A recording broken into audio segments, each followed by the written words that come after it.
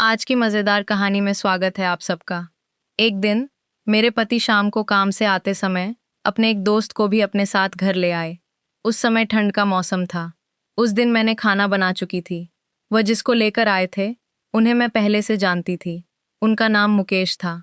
मेरा पति और मुकेश दोनों हॉल में आए और वहीं बैठ गए। मैंने दोनों के लिए चाय लेकर आई। दोनों ने चाय पी और वे बातें करने लगे।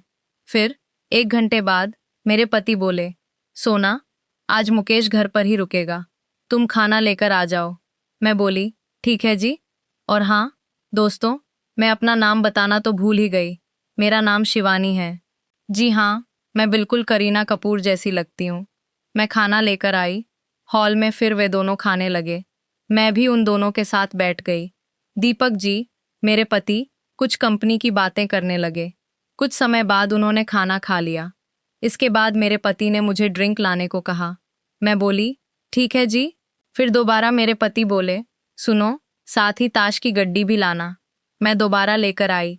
फिर से मेरे पति बोले, जाओ एक कंबल भी लेकर आओ और यहाँ नीचे बिछा दो। मैंने नीचे फर्श पर कंबल बिछा दिया।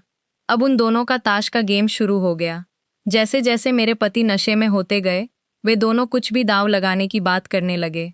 मुकेश ने धीरे से मेरी ओर इशारा करते हुए कुछ कहा। मैं वहीं खड़ी थी और कुछ देर तक चुप रही। फिर मैंने दीपक को एक तरफ बुलाकर समझाया, मैं यहाँ ऐसा नहीं कर पाऊंगी। वे बोले, ऐसा कुछ नहीं होगा, मैं उसे जितने ही नहीं दूंगा। दीपक और मुकेश का पहला राउंड शुरू हुआ। दीपक ने पत्ते बांटने शुरू किए और देखते ही देखते गेम शुरू हो गया। मैं उस वक्त बहुत घबराई हुई थी क्योंकि मेरी इज्जत दांव पर लगी हुई थी। कुछ देर तक गेम चलता रहा। मैं दीपक के साथ साइड में बैठ गई। दीपक ने पहला राउंड जीत लिया। मेरी सांस में सांस आई। मुझे लगा, चलो मैं बच गई। तभी दीपक बोले, मैंने कहा था ना, मैं ऐसा कुछ नहीं होने दूंगा। तुम्हें मुझ पर भरोसा नहीं था ना? अरे, मैं इस खेल का बहुत पुराना खिलाड़ी हूँ। यह सुनकर मुकेश बोले, अच्छा दीपू, ऐसी बात है तो ठीक है। चलो एक बार और खेलते हैं। इस बार मैं अपनी बाइक लगाता हूँ दांव पर। अगर तुम जीते तो ये बाइक तुम्हारी। अगर मैं जीता तो इस बार भाभी जी को सिर्फ साड़ी ही नहीं बल्कि पेटीकोट, साड़ी और ब्लाउज तीनों एक साथ उतारने होंगे। यह सुनकर मैं बहुत डर गई। मैं समझ गई थी कि वह अपनी हार को वापस जीतने के लिए नहीं बल्कि मुझे नंगा देखने के लिए खेल रहे थे। उनकी आंखों में मेरे लिए एक हवस साफ दिख रही थी। मुकेश कंबल पर बैठे बैठे धीरे धीरे मुस्कुरा रहे थे, लेकिन मेरे पति को वह नजर नहीं आ रहा था। उन्हें सिर्फ मुकेश की बाइक दिख रही थी। पति ने कहा, ठीक है मुकेश, मैं राजी हूं। मैंने दीपक को रोकने की बहुत कोशिश की, मगर वह नहीं रुके और उन दोनों ने खेलना शुरू कर दिया। मैंने उनकी दूसरी ड्रिंक भी बना दी। इस बार मुझे और भी घबराहट हो रही थी। अगर मेरे पति नहीं जीते तो मुझे सब उतारना पड़ेगा। खेल लगभग 20 मिनट तक चला। अचानक मुकेश के चेहरे पर हल्की मुस्कान आई और उन्होंने अपने पत्ते दिखाए। इस बार उनके पत्ते बन चुके थे। मेरा दिमाग सुन्न हो गया, दिल तेज धड़कने लगा। दीपक का चेहरा भी उतर गया। वे हार चुके थे। मुकेश जी वह गेम जीत गए थे। मुझे पता चल गया कि अब मुझे अपने कपड़े उतारने पड़ेंगे। मुकेश ने मेरी तरफ मुस्कुराकर देखा और बोला, भाभी जी, आप अपना काम शुरू करो। मैं अपने पति को देख रही थी, सोच रही थी, क्या करूं? दीपक ने धीरे से आंखों से इशारा किया, उतार दो। बहुत हिम्मत करके मैं खड़ी हुई। दोनों मेरे सामने बैठे थे। मैंने बहुत शर्माते हुए अपनी साड़ी का पल्लू नीचे गिराया, फिर धीरे धीरे पूरी साड़ी उतार दी। अब मैं सिर्फ ब्लाउज और पेटीकोट में थी। मुकेश की आंखें फटी जा रही थीं। वह मुझे देखने के लिए बेताब थे। तभी मुझे याद आया, मैंने पेटीकोट के नीचे पैंटी नहीं पहनी थी। अगर मैं पेटीकोट उतार दूंगी तो पूरी तरह नंगी हो जाऊंगी। मैं कमरे की तरफ जाने लगी। तभी मुकेश ने रोका, भाभी जी, कहाँ जा रही हो? पहले अपना काम पूरा करो। मैंने कहा, मैं 2 मिनट में आ रही हूँ। फिर से रोका, क्या हुआ? कमरे क्यों जा रही हो?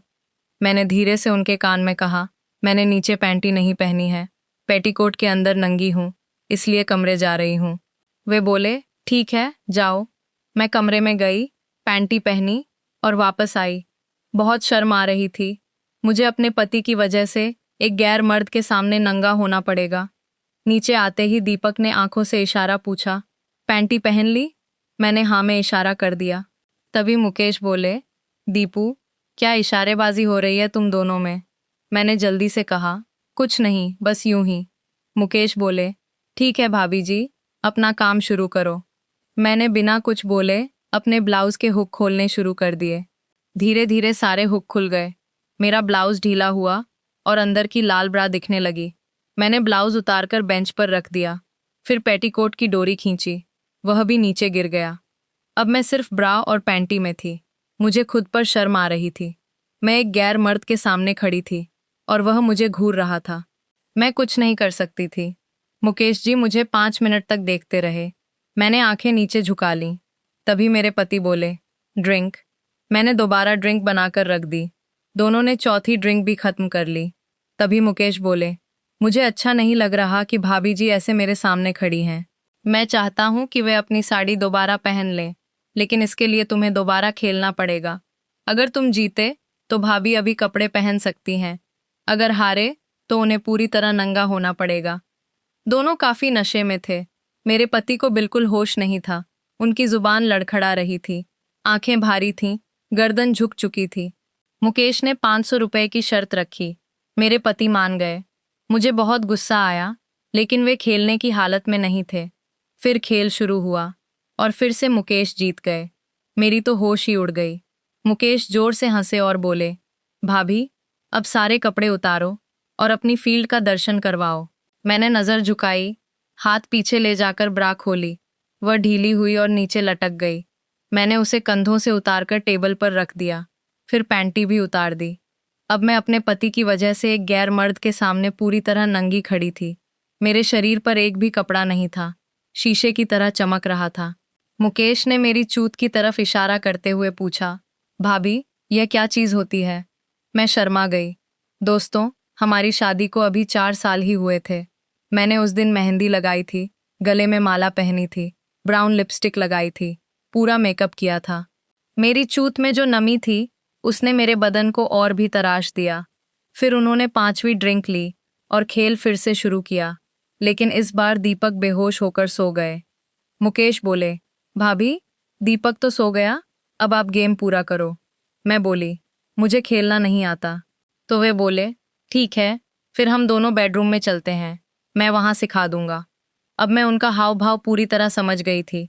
वे मुस्कुरा रहे थे, मेरा चेहरा उतर रहा था। मुझे पता चल गया, अब मेरी चूत की जबरदस्त खुदाई होने वाली है, वो भी एक पराये मर्द से। और मेरा पति गहरी नींद में था। मुकेश उठकर मेरे पास आए, मेरा हाथ पकड़ा, मुझे खड़ा किया, मेरे सिर पर हाथ रखकर चेहरा ऊपर उठाया और बोले, चलो। मैं बहुत डरी हुई थी। उन्होंने मेरी जुल्फें मेरी कमर के पीछे कीं और मुझे बेडरूम तक ले आए। मेरे सारे कपड़े हॉल में पड़े थे। बेडरूम में आते ही उनका लंड खड़ा हो गया। मैं उस भयानक खिलाड़ी के पास खड़ी थी। उन्होंने धीरे से दरवाज़ा बंद कर दिया। रात के करीब 1 बज रहे थे। फिर वे मुझे बेड की ओर ले जाने लगे। हम दोनों बेड के पास आ गए। बस एक 3 इंच का फासला था। हमारी निगाहें टकरा रही थीं। उन्होंने फिर मेरे बाल कमर के पीछे किए और बोले, मेरी आंखों में देखो। फिर बोले, भाभी, तुम आराम करो, मैं जाता हूँ। वे दरवाजे तक पहुंचे ही थे कि मुझे न जाने क्या हुआ। मैं बेड से उठी और उनकी पीठ से लिपट गई। अब मैं खुद को खोने जा रही थी। मुकेश बोले, भाभी, ये सब गलत है, मैं आपके साथ मैच नहीं खेल सकता। मैंने कहा, गलत? मेरे साथ तब गलत हो रहा था जब मेरे पति खेल रहे थे और आप भी उसमें शामिल थे। लेकिन अब मैं खुद चाहती हूँ कि आप मेरी फील्ड में खेलें। आप मेरे पिघलते हुए ओवन को छोड़कर जा रहे हो। 6 महीने से चर्म सुख के लिए तड़प रही हूँ। दीपक मुझे वह सुख नहीं दे पाता। सही हो या गलत, यह बात हम दोनों के बीच ही रहेगी। आप नौजवान मर्द हो, एक दूसरे की जरूरत पूरी करना फर्ज है। मैंने उनका हाथ पकड़कर अपनी चूत पर रख दिया। मुकेश मुस्कुराए, मुझे अपनी बाहों में उठाकर बेड पर पटका और बोले, भाभी जी, आपका फिगर नंबर 1 है। आज तो आपकी फील्ड में बड़ा घोड़ा रेसिंग करेगा। फिर पूरी रात उन्होंने हर पोजीशन में अपने घोड़े से मेरी रेसिंग की और मेरे पतिदेव बाहर हॉल में गहरी नींद सो रहे थे। दोस्तों, अगर आप यहाँ तक कहानी सुन चुके हैं तो वीडियो को लाइक करें और हमारे चैनल को सब्सक्राइब करें। अगली कहानी और भी मज़ेदार होने वाली है। तब तक के लिए बाय दोस्तों, मिलते हैं अगली कहानी में।